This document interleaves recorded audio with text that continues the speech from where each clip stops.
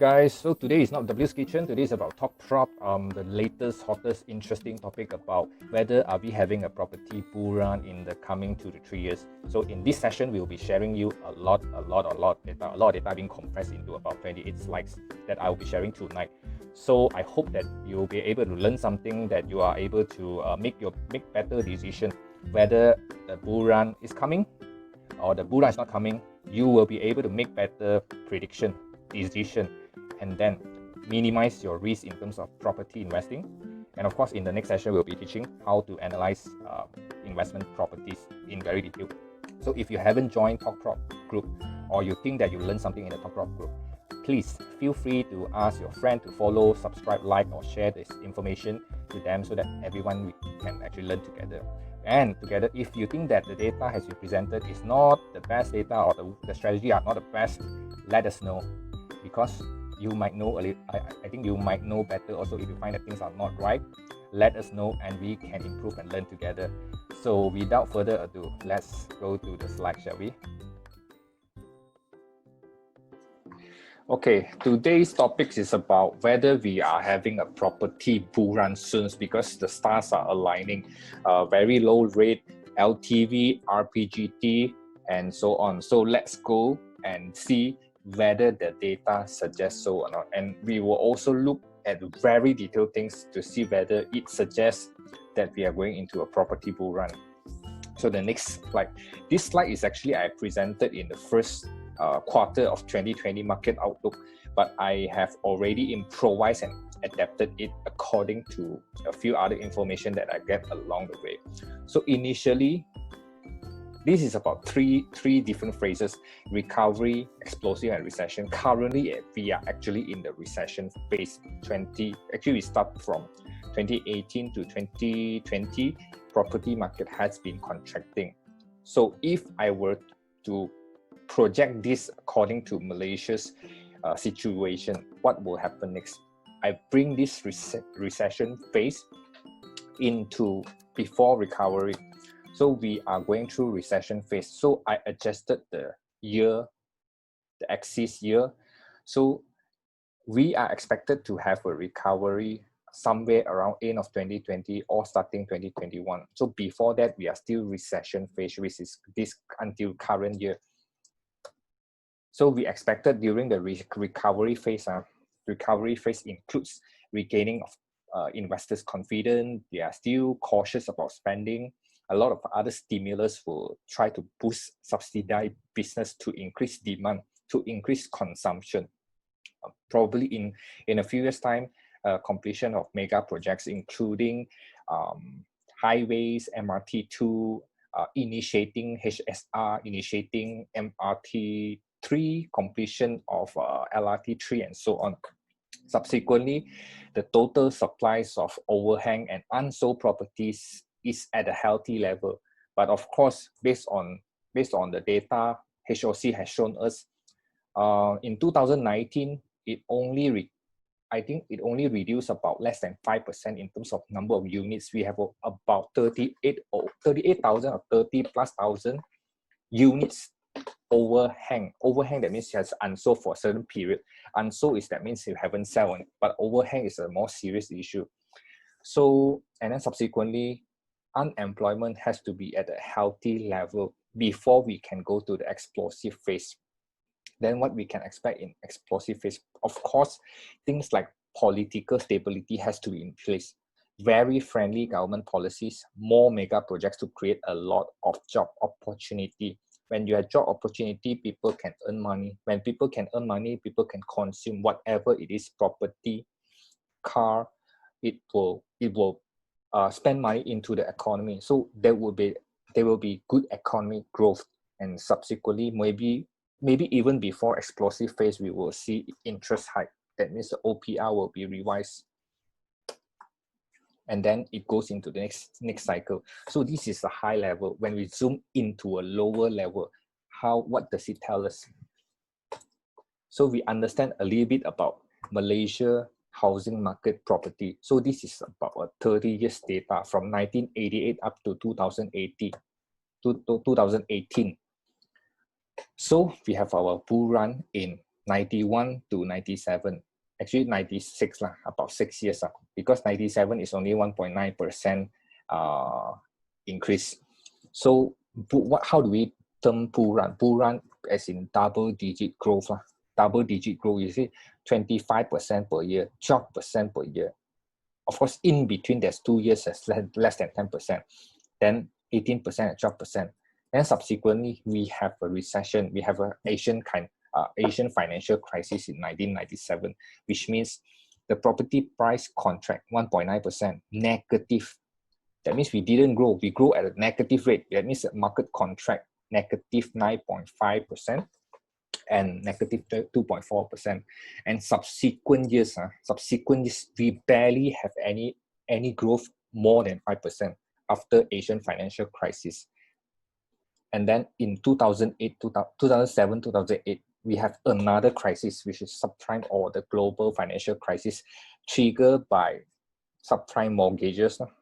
Mortgage are borrowed to people who couldn't afford to pay. Subsequently, the banking system, the financial system collapsed. So it caused a global financial crisis. And after this one, we have a property bull run again in 2011 to 2013. Also same thing, double-digit growth, 10.9%, 13.4%, and 11.2%. And subsequently, the trend is going down. All the growth, we are still growing at a positive growth rate, but we are trending downwards already. In 2010, Bank Negara imposed LTV 70. That means loan to value, or you can only borrow 70% for your third residential property loan onwards. And then another cooling measures put into place, 2014, which is one of the biggest cooling measure that we have in a property market. DIBS has been banned. 2013 November, they announced there will be no more DIBS allowed. So we will also relook at this item later on. And in 2019, which I updated on this data, 2019, our growth is only 1.9%, 1.9%. So in 2020, we do not foresee anything above 5% also. We are in the recession phase as we presented in the previous slides. So how long does it take? We are in the recession phase, assuming we follow this, what is proposed by Fred Harrison book, Boom Bust 18-year cycle. If we are in the recession phase for 15 to 18, about 3 years. When you go back to the initial slide, we have been like decreasing trend over the past 4 to 5 years, 2017, 2018, 2019, 2020. We have been in a decreasing trend already. So if you put that into this recession phase, that means we are currently still in recession phase until probably end of 2020 or early or maybe in 2021 before we can move into recovery phase. So if you look into another illustration of a property investment cycle, currently we are in the slump. We are in the slump since like 2017 to 2021, about 3 to 4 years, which is aligned with what the bust boom 18 years property cycle suggested. And then to go into recovery, likelihood following that suggestion of 18 years property cycle, 2021 to 2027, we are in the recovery, whereby the investor was slightly increasing or slightly better confidence to the market, and then the supplies of total properties, total unsold and total overhang, will slowly reduce to a healthy level. And of course, during this period, unemployment rate cannot shoot up further. Currently, it's already the highest for the past 10 years. For the past 10 years, we have not been like the unemployment rate has not been like increasing more than, I think, 3.5. Now we are already 3.9%. Then after that, after we actually overcome recovery phase, then only we can go to boom, which is bull run, likely through 2027 to 2030, which is about 2 to 3 years bull run. According to Malaysia market also, we only have like 3 years, roughly 3 years bull run before we go into the next cycle again. So in our market outlook Q1, we have presented this slide. All the things that including SRR card, OPR card, stimulus, oil price future tumbles, COVID in a reducing trend. So where are we currently? Property market policies, yes, it's already happened. Oil price back on track. It's increasing but not back on track, back to the target price. More stimulus, which the government has been announcing a lot of stimulus for the recovery phase, which is in the green color. Market back to pre-crisis level. Of course, in the early of the year, we have COVID-19 pandemic crisis. Then subsequently, in 19 March, KLCI dropped to the lowest level. So at today, at the last closing, the market closing, did we get back to the pre-crisis level? Yes, we will show you the data. So subsequently, in the recovery phase, as expected, when we do Q1 outlook, we already know that during recovery, social distancing will still put into place. Market takes time to regain the sentiment when the rebooting or the recovery phase starts. Now, our OPR is the lowest for the past 12 years. The last time when we had this 2% OPR was in 2008, 2009, during the subprime financial crisis. And now we are at the same level. So this is one of the first thing we note that. Second thing, are we back on track or not? Are we back on track? By looking at KLCI, at early of the year, we are at 1589. And then within like 3 months, 3.5 months, we dropped to the record low before we rebound. And today, in June, the last week until Friday closing, we are 1552, 1556. So does this mean we went back to pre-crisis level that we do not need to have much concern? Actually, not. First thing, because OPR is so low, it causes FD rate to be as low as well. So when FD rate is so low, plus loan moratorium is in place from April to September. Loan moratorium means idling cash or piling cash. People have cash, but FD is so low, people doesn't want to put in the bank, so they will put into the share market. So that's why now,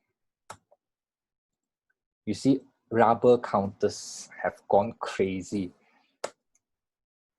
You see the share price, for example, Supermax, in just less than 2 months, how much it has gone up in just less than 2 months? 400%. So 400%. Not all sector benefit this kind of growth. Only selected sector, which is not healthy for the entire industry. Second thing, even Bursa Malaysia also got benefited because of the record high trading volume, which is also trading value, because they are doing trading and clearing. So definitely their revenue is multiplied for a few times with all this record high trading volume. That's why their share price also gone up 88% in 2.5 months. How many investment you can make in 2.5 months? You can actually times you gain 88%. Not to say Supermax 400%. This one 88% is already a good return. So are we doing great already? Actually not, because as I said, OPR is so low, investor actually find better returns. Because during this loan moratorium 6 months, April to September 2020, everyone, those who have cash will actually pour the money into stock market, which contributes to the record high trading volume and trading value. Next. We are suggesting that the stars are aligning for the next bull run. But is that so? In Friday, right? our Prime Minister Muhyiddin announced 3 stimulants to the property market. Of course, there are other stimulus in terms of car market as well. So we are focusing into property stimulus. The first one, which is the yes moment, for most of the investor, LTV 70% has been removed for 1 year, and you can finance for your property, your third property, at 90%, provided it's more than 600,000, and then there's no limit. As long as you qualify and the bank risk appetite can take it, you can take 90%. So this is one of the biggest boosts to boost buying, to boost consumption. Second thing, housing ownership campaign is back. So housing ownership campaign has been performed quite well in 2019. It has, I think, exceeded the sales expectation of the radar of the ministry. So that's why they bring it back, and it could easily save you 10,000 to 30,000 of stamp duty, and it encourages home ownership. That means it induces buying sentiment, because the market now is seller's market. Sorry, the market now is buyer's market. Buyer's market, that means you have to induce a lot of consumption to the buyers. On the third thing, RPGT is waived to sell up to 3 properties with no gain tax. Of course, if you have 3 properties to sell, if you just hold 1 property, then of course you don't need to worry whether it's 1 or 2 or 3. But actually, this is not so much helpful in terms of the property market, in our opinion, because RPGT is about inducing selling. If in a bad market is already a buyer's market, you don't actually need to induce selling, because selling is already become a need for people who cannot hold. So after September, which is like the end of loan moratorium, easily you'll see more maybe auction units being thrown to the market, because holding power, affected income, zero income people will be affected and start to throw all the available properties they can. So RPGT to us, maybe it doesn't help. But if we tweak it a little bit, right, we propose it to allow those who buy properties in 2020 to 2021 to enjoy a 0 RPGT if the property has been sold like minimum 7 years or 10 years. They don't use it for speculation. As long as they buy this year, which induces buying sentiment, which is more important. Because now the model is like inducing selling, which I think not really useful, especially this third thing. So question is, are these stimulants now that we have now strong enough? Let's go to the next slide. We don't forget, we still have a lot of overhang units to deal with. So since 2018 to 2019, we have HOC during this period. Up to Q3, there is 3.8% reduction in terms of the total overhang units. So let's say 100%, you only reduce 3%. Is it enough? Definitely it's not enough. If 1 year or 3 quarters, you only can reduce 3.8%, how many quarter or how many year you need to reduce the overhang units to a healthy level? To a healthy level, somewhere around 10,000 units. So you have to take that factor into the equation. So question now, so the next one. It wouldn't be complete if you don't see the whole property market inclusive of all the crises, all the probably healthcare crisis like SARS, swine flu, Nipah virus, and of course the stimulus put in by governments, and one more thing, the cooling measures that the government took.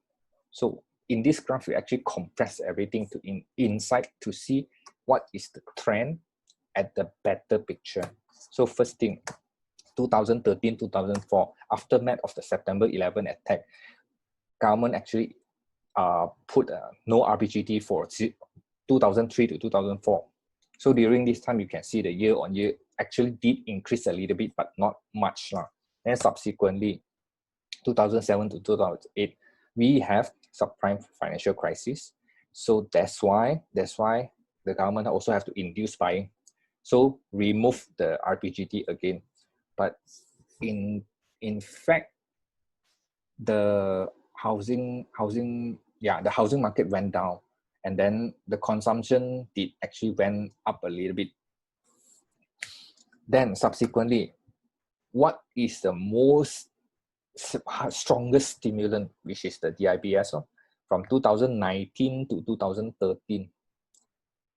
This period, DIBS is enforced or available during that time. So before pre-DIBS and post-DIBS, actually the consumption is not that high, only during the IBS period. So this is the strongest stimulus or strongest drug to actually make property become a bull run. So from here we will see those projects who you bought before 2009, somewhere around here, 3 to 4 years later, the project completed. Then that's where the case the property price goes up, transaction volume and transaction value goes up. So here, the market activities has been too hot. So November 2020, Bank Negara imposed LTV 70. So okay, now at this point you have been buying too many properties, too many speculation happening in place. We want to stop. So put in one measure.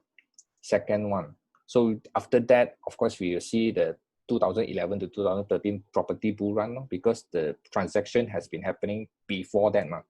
So this one is actually to curb, to stop or to cool the property market. Then another cooling measure happens because of this over speculated thing. 2014, the IBS officially bo liao. So because want to control a lot of things, because the IBS, there's a lot of buyers buy, don't need to care about the interest, the progressive interest, just buy, flip, buy, flip, buy, flip. So that's why in end of 2013, the government had taken a measure to announce, okay, bye-bye, no more DIBS. So no more DIBS, you cannot do like zero down payment, no need to pay progressive interest. When you get the key, straight away flip. So a lot of flipping strategy doesn't work anymore without the IBS. So subsequently, a lot of not so strong holding power buyers, a lot of maybe a mature or beginner investor or buyers only, not considered investor, they cannot sustain anymore. So subsequently, the consumption goes down, and then the price also goes down from here, down, all the way down until 2019, which is 1.9% growth only. So 2019, we have another round, HLC, to induce buying sentiment, throwing in terms of the stamp duty, in terms of 10% discount. It's a compulsory discount if the developer want to qualify for HLC. And 2020, another round, HLC, no RPGT, and no LTV 70 for third property. So let's look at OPR history until now, from back then 2004 up to 2020. I have just updated the slide. This one is also presented in our Market Outlook Q1 2020. So you can see in 2008 to 2009, we have 3 times interest cut. This is also to bring out the pattern. Are we going into a bull run or not? Because 3 times interest cut, and then subsequently we have a property bull run. So now we have also 3 times, including 2019, the last 2019 May. So in 2020, just in mere 5 months, not even 5 months, 4 months plus only, 4 months plus, we already have 3 cuts. Are we looking at the same pattern after the cuts? Next, within 1 or 2 years, we will have the bull run.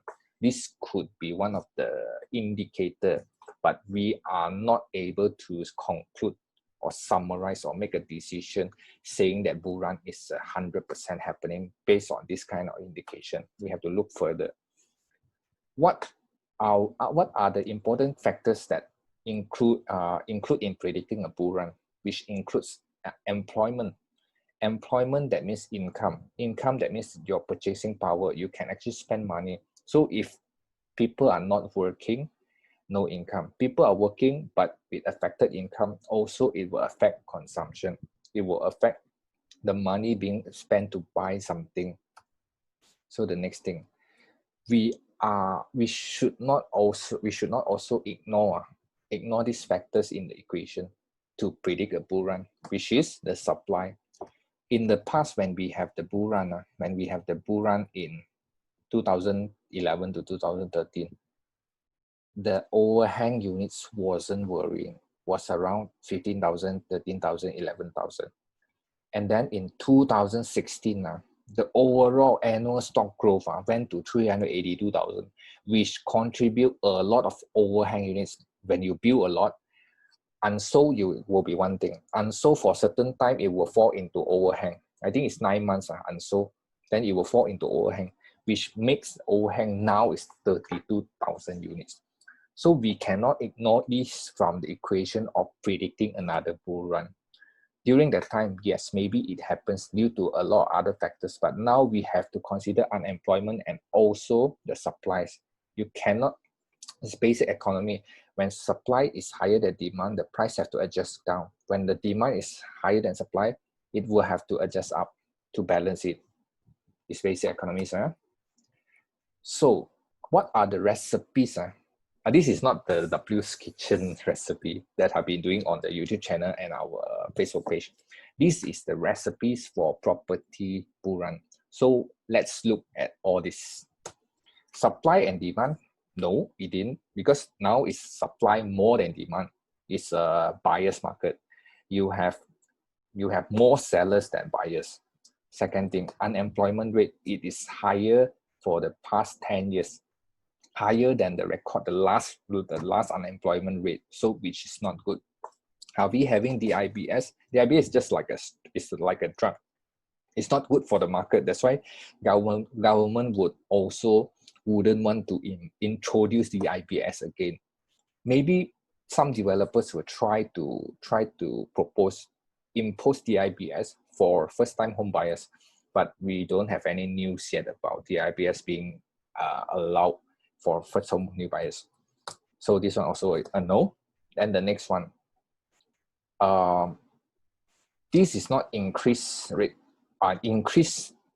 the interest rate cuts or reduce the interest rate. Yes, we have 3 rounds already.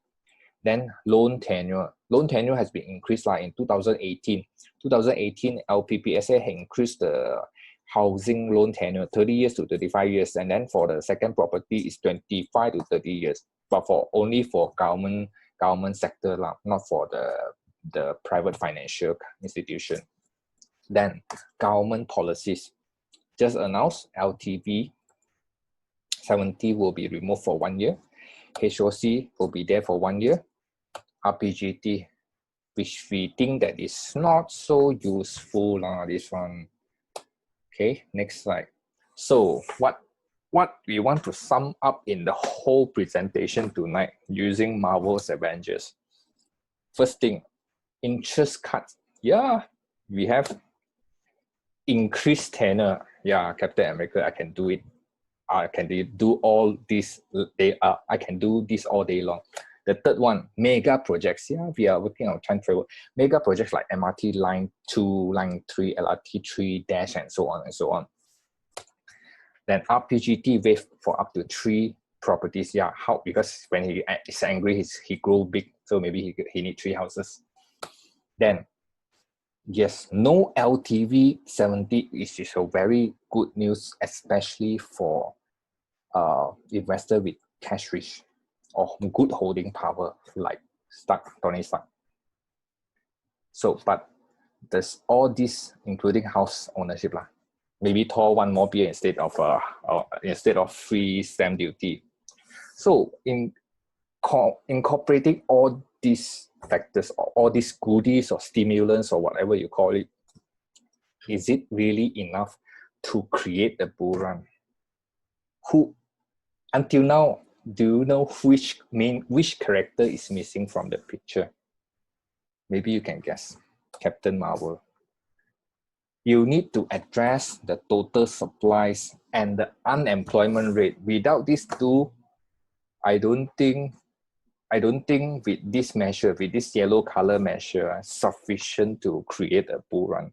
Because in the past, when we have the bull run, our employment rate is not that high, not 3.9%. Our total supplies is about 10 over 1,000 only. That means 3 times lesser. So with these two key things, when supply is too high, demand is low, price will go down. And when price will go down, how can you create the property bull run? When an employment rate, or maybe you foresee there will be an employment, or maybe your pay cut. So how would you be also thinking whether you are buying property or not? Because property is a long-term item. So what property, if you really want to buy because of HOC, because of LTV, because of the RPGT things, all the goodies, right? If you really want to buy only what we teach in our private class, Rate A and Rate B properties. Rate A and Rate B properties will only be taught in our private class. Of course, we can go through a little bit description. What is Rate A and Rate B? Rate A meaning that property that has a price advantage of minimum 20% over the market transacted price. B will be 10%. That means if let's say market price is 500,000, you should only buy property with apple to apple comparison. Same, that means you're comparing, let's say, MacBook Air with MacBook Air, Myvi with Myvi, similar one, or maybe Myvi with another Proton compact car. You cannot compare a Civic with Myvi or a Civic with City. It's different segment. So when you compare, you have to compare with the same thing, which we also teach in how do you analyze property in the in the top prop group. It's only for private group. So Rate A, Rate B properties. And of course, after all, HOC only benefit under con. The second thing, you have to buy something with minimum 2 catalysts. The catalyst can be mega developments, mega projects, like it will benefit from TRX, it will benefit from Bandar Malaysia, or it has LRT stations, walkable, LRT or MRT walkable, not something that you can see but you cannot reach. The third thing, rental yield must be at least 2 to 3 times of the FD rate. Today, FD rate is about 1.9%. So if you take it, round it up as 2%, you should buy something that gives you 5 to 6% rental yield minimum. Because after all, now you have the cash. You put in bank also, you earn 2%. So you might as well do a little bit more, earn 6% through properties or maybe stock market, whichever it is. Whether you are good in stock market, then go ahead in stock market. If you're good in property, then you go to property. The fourth things is about mass market property. What is mass market property is in a very detailed description will be elaborate in our private learning group. It is considered as a upgrader from entry-level properties or entry-level buyers, upgrade to this middle category. It is also suits for buyers who want to downgrade. Maybe they want to downgrade because of lifestyle in terms of budget. Maybe they want to upgrade because of budget and lifestyle also, or maybe just size because the family size has grown, right? So this one will also be shared during the private learning group. Number 5, rental market. Minimum 2 types of rental market. You cannot just target one. You cannot just target A, B, and B. That's all. If don't have A, B, and B, then you go out already. You cannot do any. You have zero income. Literally zero income. So you have to target more than one target market for rental. And then number 6, target market is also the purchaser, because when you buy, right, you also have the intention one day you want to sell. You cannot just buy that the place only appeal to certain users. You cannot buy it just for Airbnb. You cannot buy it just for student market. You have to buy it for something suitable for also family use, right? So that's why you have to target. And then you don't. It's best not to buy something which is falls under what we call as a premium, luxury, or maybe trophy purchase properties. Because that one you have very niche target. You can only target maybe T20, the upper end of the income group. So that means you are actually foregoing 80%, like the B40 and B40 and the middle 40. So this number 5 and number 6 is also elaborated very detailed in our private learning group. How do you choose? Why do you want to choose in the middle? Because when you upgrade, when people upgrade, people will consider to buy this property which you have. When people downgrade during bad time, or maybe because the family, their child is already grown up, they want to downsize. Also, they will look into this kind of properties. So this one has the widest range of target market. That's why you have to buy minimum 2, don't just 1, because if 1 doesn't work, you at least have a plan B. So property is not a scheme cepat kaya. You want to buy a good property and wait, and don't wait to buy, right? So in our class, we also talk about what type of investor you are. The first one we consider as beginner, very little research on properties, unable to differentiate opinions and facts. And mature, moderately good, they can do some research, moderately competent in terms of differentiating. And then, of course, the main thing that differs from them is always information and the quality of the information. Maybe beginner, amateur, advanced, they also have information, but whether is it quality, where are the source of information? For example, beginner, they talk to maybe Grab drivers, they talk in Lawit forum, they talk to maybe some basic property agents, or maybe they talk to relatives, friends, or even they talk to barbers. And people say, sekarang masa tak baik kan, the economy is bad, so property can do meh? Normal thing you can hear during this area. So when you are better investor, you know how to differentiate what is opinion, what is fact, so you can make a better decision. So if you want to invest, whatever timing it is, especially during this time, if you think that the property bull run is coming, you want to invest, make sure you are the advanced property investor, where you are excellent in property research, very competent in terms of differentiating your facts. Don't just listen, but you validate it against data. So when you validate with bricks, you get transacted market data, which is real transaction data. You are data driven, you get things from NAPE, CIEC, HPROP, Bank Negara, Bloomberg, and also professional investors. So from there, you will be able to make much better decision. So I would like to end it with last second slide. So write it on the type, or just don't care. Grab this chance or just miss it. So what you need to do is not to rush into buying a property, is not to rush into making an investment, although you know it might happen in terms of property bull run. But you should minimize your risk through knowledge, not ignorance. Hope is never a strategy. Okay, this is my last slide. I will always think, whether it's to me or to anyone else, the best investment is always you yourself. If you don't, the best investment, the more you learn about maybe share market, the more you learn about social media marketing, the more you learn about public speaking, the more you will be able to earn, not just property, not just stock market, not just what else, whatever it is, whether it's business or not. So always the best investment you have in yourself. Today we will not be object of doing any project recommendation, but the best investment you can make is always yourself. And remember that. So you don't need to rush into buying anything, into investing into any properties. Do your research and analysis. If you don't know how to do analysis, just join our group. We will teach you for free. Teach already, make sure you learn and take action about it. You know how to analyze properties. You know how to Okay, so I think that's all for this topic. In the next topic, which we'll be sharing in the TalkProp private group, which is actually free group. You just need to answer one or two questions, which is about what's the objective for joining TalkProp, so that we understand you more and prepare more relevant topics. It's just that all.